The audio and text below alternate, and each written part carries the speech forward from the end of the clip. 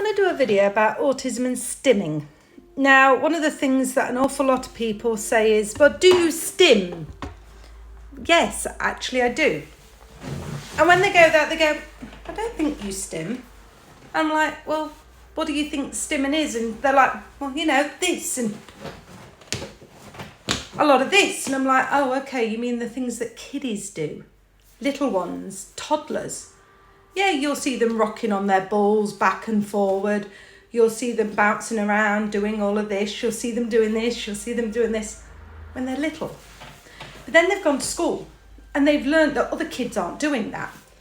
So they've suppressed some of their stims to fit into society. I was diagnosed as an adult and I learnt very quickly at school that if I continued doing what made me feel good, other children would make me feel bad.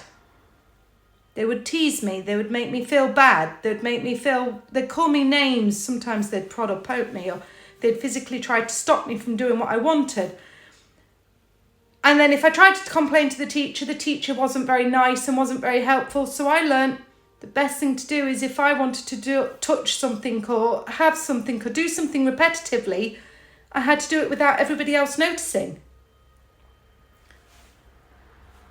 I stim using fingers. That's a big one. When I'm nervous, what a lot of people aren't seeing is that I'm sat here doing this. This is a form of stimming. I am constantly playing with my fingers. I play little thumb games, fingers, and you'll see I'm always using my hands stimming. This is repetitive movements.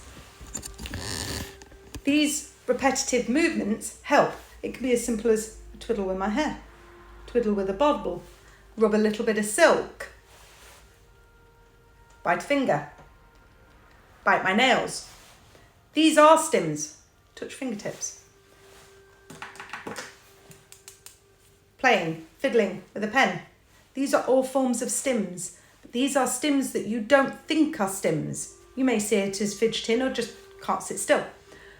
But at the same time, these are acceptable forms that mean that I could fit in. These are what my children do as well, and these are not what doctors would call a stim necessarily, but these are what I would call my stims. So does that help understand stimming a little better to some people? Hopefully, maybe not. But this is what I call my stims, and these are what help me cope. This has been Thoughts with Points. I hope it helps someone. Take care.